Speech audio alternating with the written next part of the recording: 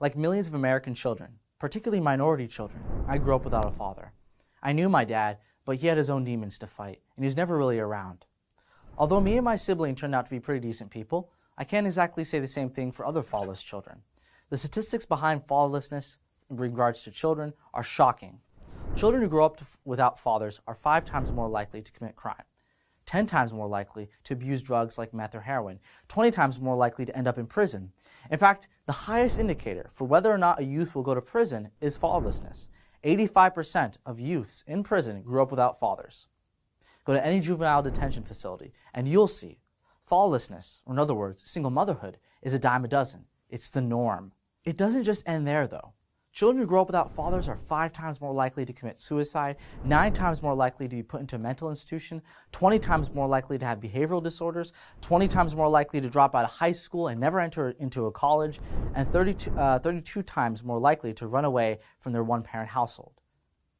For young women who grow up without fathers, 71% of them end up in teenage pregnancies, continuing the cycle of fatherlessness. For young men who grow up without fathers, they are 14 times more likely to become a rapist. According to the criminal justice and behavioral journals, 80% of rapists motivated with displaced anger came from fatherless homes. 80%.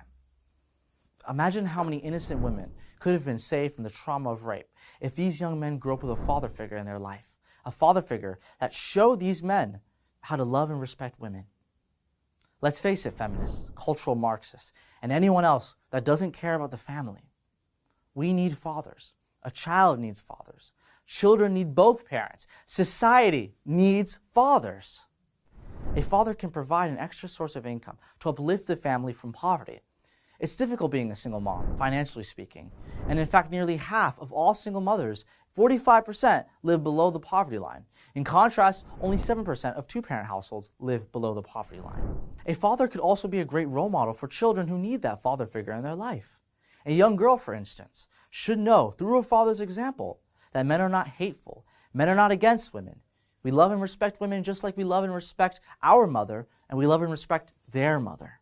Unfortunately, in the last 40 years, our society has gone away from cherishing the role that fathers have culturally and politically. Instead, our society, as the years go by, continue this epidemic of fatherlessness. In 1960, the rate of single motherhood was at 5%. In 1980, single motherhood was at 18%. In 2000, single motherhood was at 33%. The latest numbers have single motherhood reaching to 41% in America. Nearly half of children grow up without a goddamn father around. For blacks, 73% of children don't know their fathers. They grow up without fathers. For Hispanics, it's 53%. For whites, it's 25%.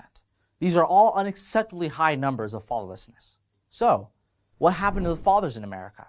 What happened? Well, the answer is rooted in economics and culture.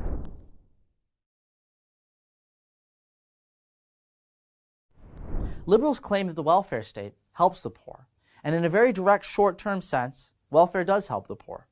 Welfare doesn't help the poor in the long term, though. Also, when welfare is given excessively, it has the problem of indirectly fueling social issues within society like fatherlessness. If a government subsidizes undesirable behavior, they will get more undesirable behavior.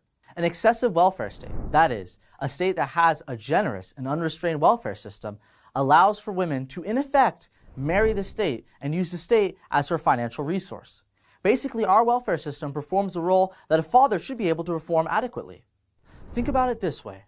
If you're a woman who has just given birth to a child, wouldn't you rather have the state financially assist you than some deadbeat father who probably doesn't love you and who will probably run away if given the chance?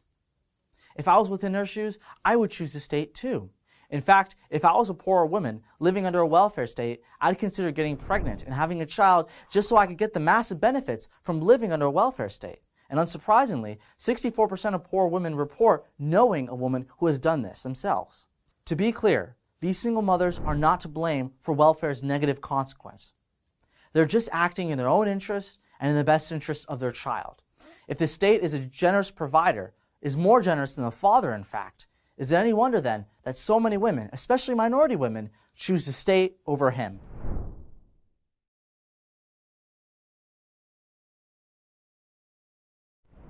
Liberals, especially young liberals, have the tendency to heavily support sexually driven ideologies and organizations that go on and on about consequence-free sex. Meanwhile, conservatives, even young conservatives, have always talked about marriage and family in regards to sex. Why? Because if you keep having careless, casual sex with everybody, eventually you or your partner will get pregnant. And you don't want to put you or your partner in an unwanted pregnancy. You don't want to be in that situation. If there's widespread, careless and casual sex going on within a society, like let's say our liberal culture promotes that lifestyle, then there's going to be tens of millions of unwanted pregnancies occurring within society. If that woman so happens to choose to give birth to her baby, as so many women do for moral and financial reasons, it would be much better for that child to be born to parents who are within a loving marriage than to parents who are just a casual hookup, and to a father who will most likely run away. If you or your partner are going to give birth to life, then give that child what they deserve. Give that child a loving mother and a loving father. If you don't, well, you know the statistics. I'm Jay Feza from TheRebel.media. Hey, you like what you saw? You enjoyed the video? Please like and subscribe to TheRebel.media.